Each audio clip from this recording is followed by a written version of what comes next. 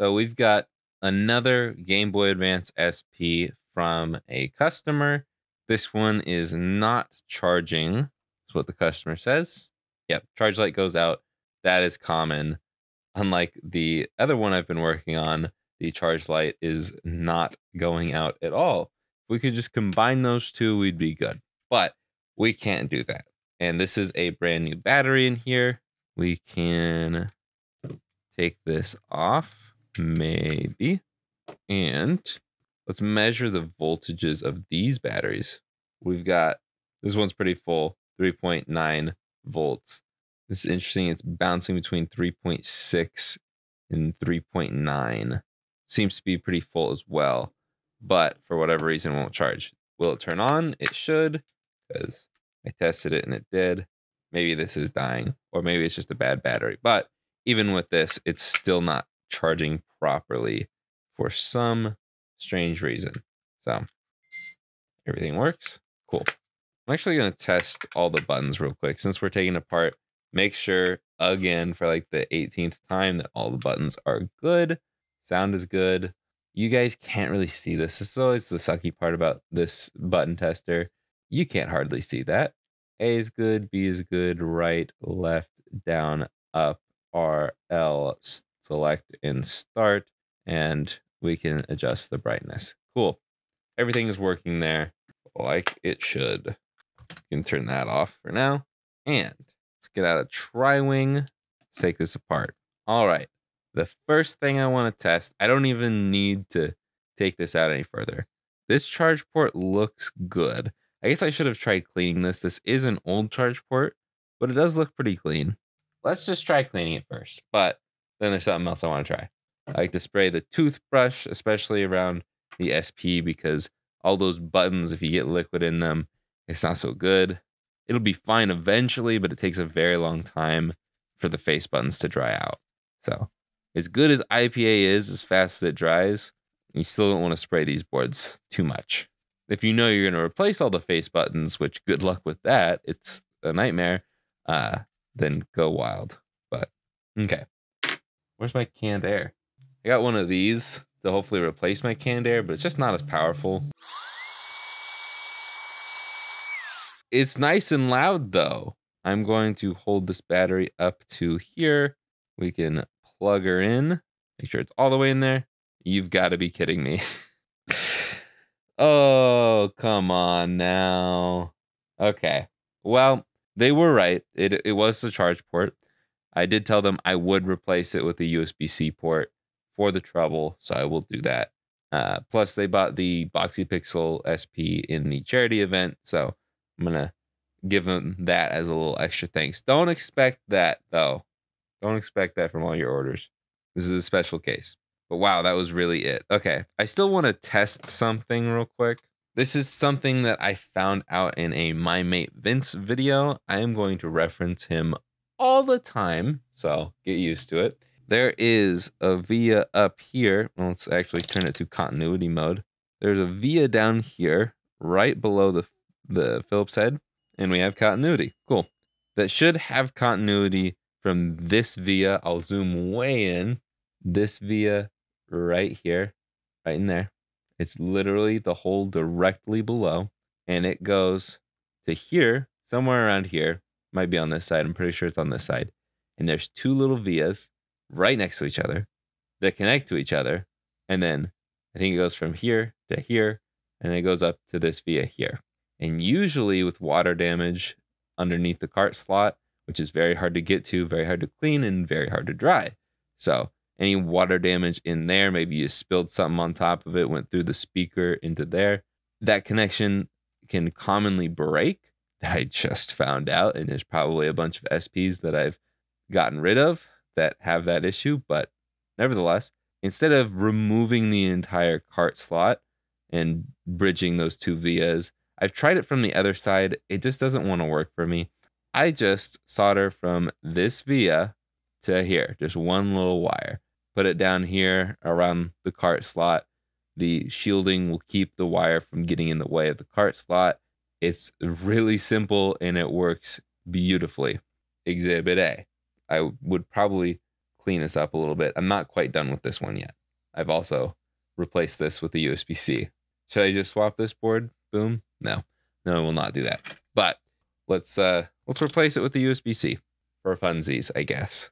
I don't know if I want to label this video like putting a USB-C port in a SP, or like how to do it or what, but I think I would want to do, I didn't really try to fix it. I just cleaned it and it worked. Now I'm a little bummed that I had to spend extra shipping money to get this back here just to clean it, but that's all right. It's probably better that I replace it anyways, because if it worked for me before it left and then it came back and then I had to clean it to get it to work, then it probably needs to be replaced. So I'm going to shut up and stop complaining. And we're going to take these two out. Did I say two? I meant three. I don't know. And lift this up. I like to wiggle it back and forth when I lift it up. Makes it a little easier because sometimes the membranes will stick to it. It's kind of annoying. Anyways, we're going to desolder the one wire for the brightness button just so we can have a little bit more room when it comes to doing this. We can also get the USB-C ports out, and boom. Simple enough. Put that off to the side. And before we get started there, pro tip, this is what I like to do at least. I like to snip, look away when you do this, or cover your eyes and mouth in case it goes flying. It doesn't want to go flying there. There it went flying. I like to snip it down as much as I can without ruining anything else around it, of course, especially on like the link port. So much going on there. It makes it a little easier to pull it out because then you don't have to pull it out as far before it finally breaks free of the solder on the board. I'm going to reheat the soldering iron. I'm going to put some flux down on both of these pins here. I think while I'm here, I'll actually also reflow all of these solder joints. Might as well just speed through that because it's pretty boring. I'm literally just holding my soldering iron to all of these points.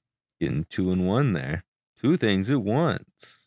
Letting all those oxidization bubbles come out of there. And that will help the longevity just a little bit.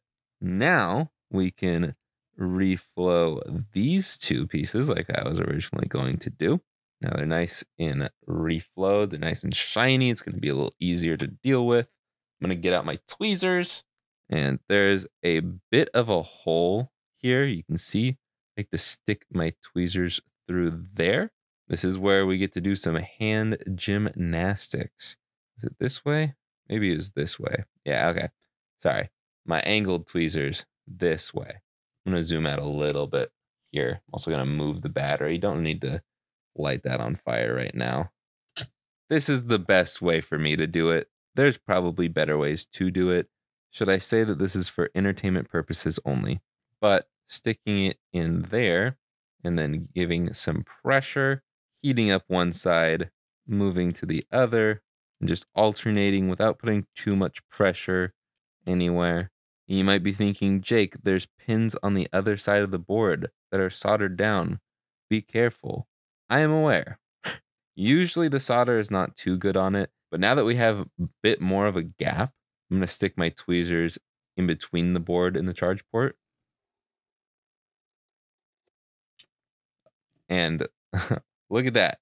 I thought they were good. It looked good just based off my eye, but it pops right out. No contacts came with it.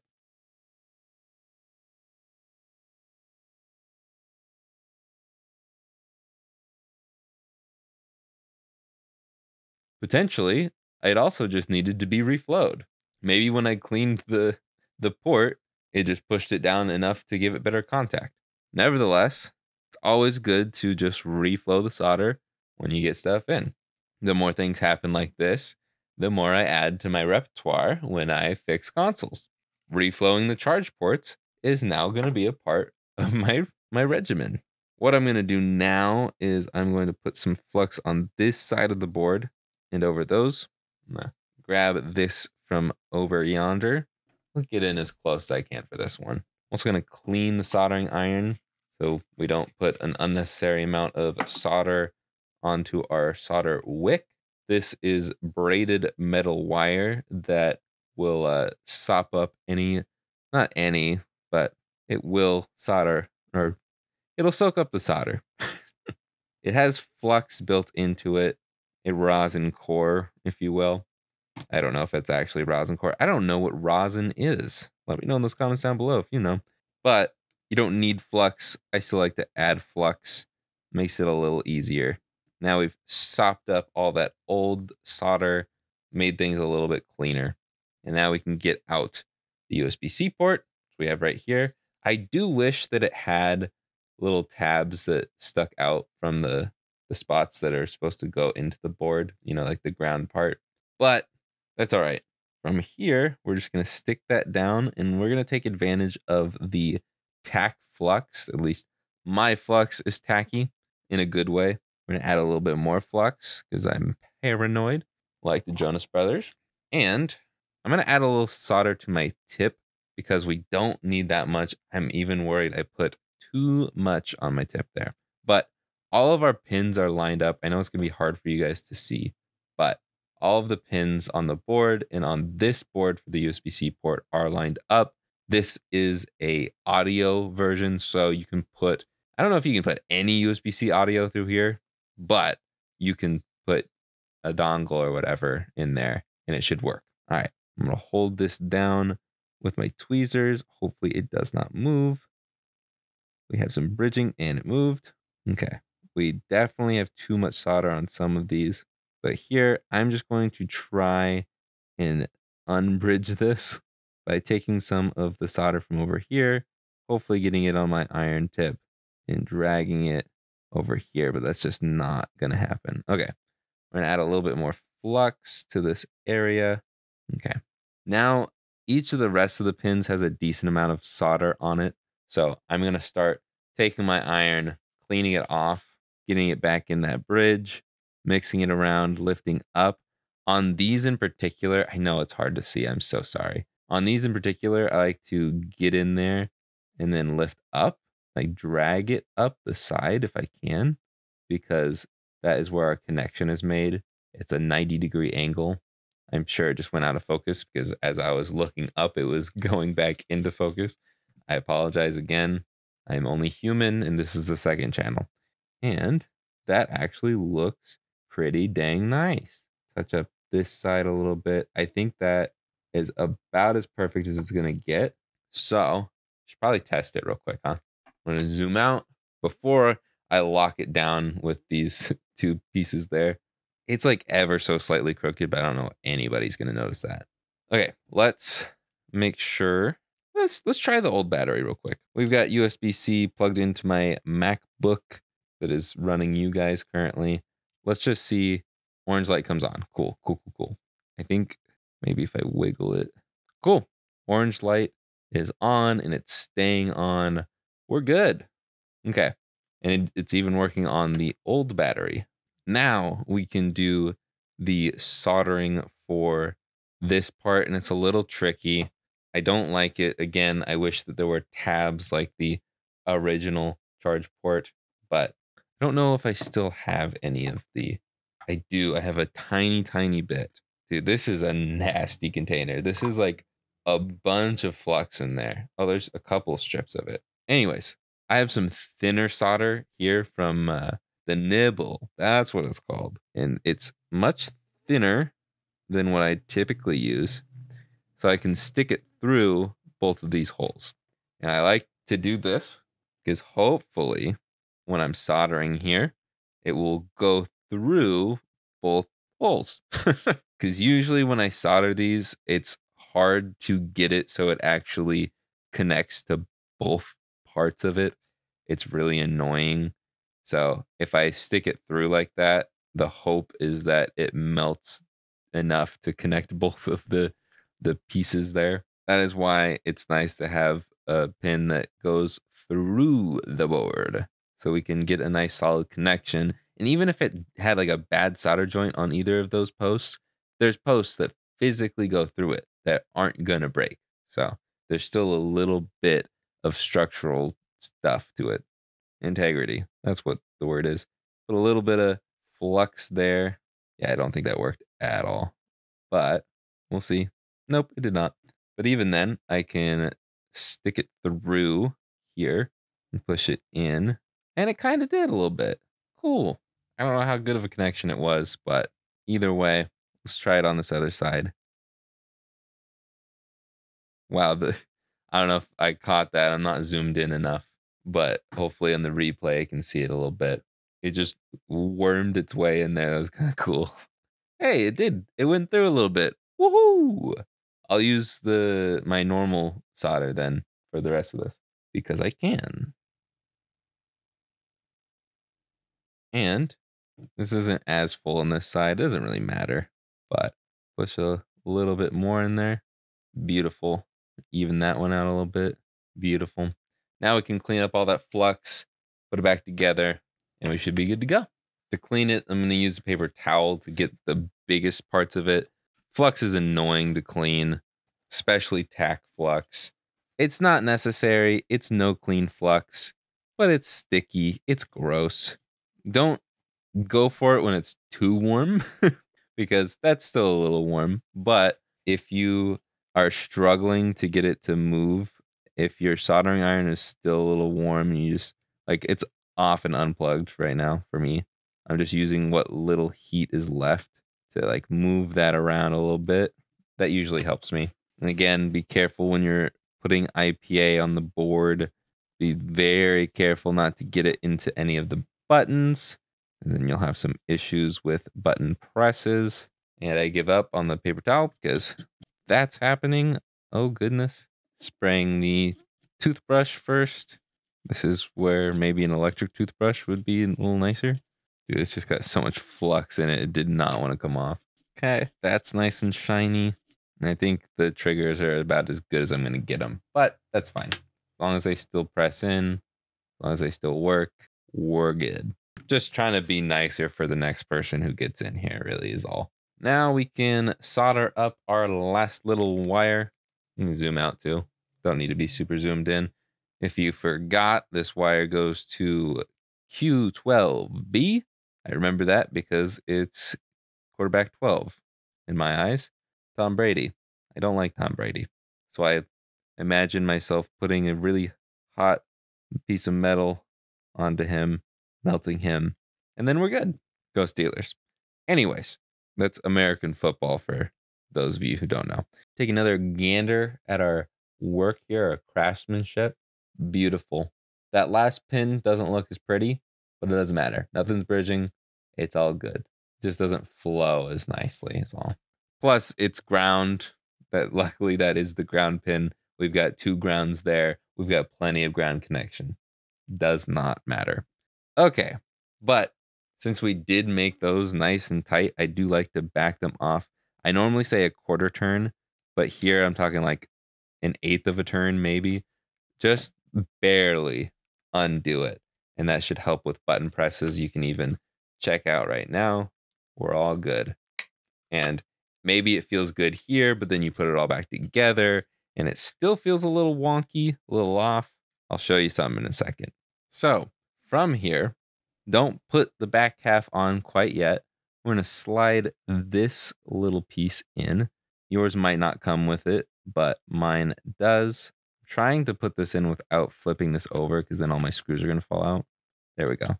It should slot in pretty tight in here. And then make sure your power switch is in the off position, both the plastic piece there and the plastic piece in the actual power switch. Put it down, and now you can screw everything together.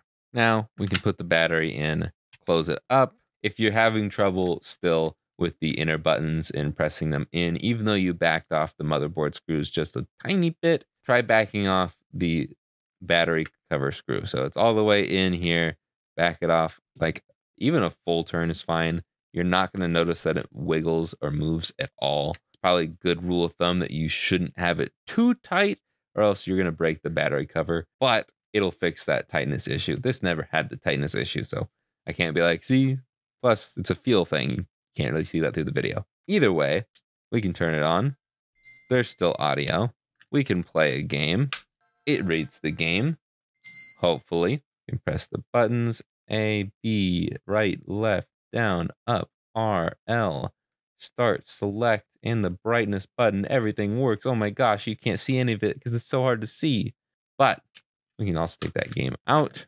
We can plug it in, maybe, if I have good aim. Bang! And it stays on. Ladies and gentlemen, we have fixed it. We have replaced it with a USB-C port. It looks amazing. How wonderful. No need, you guys, this is too much. You don't need, stop. The applause is too much. It's too much.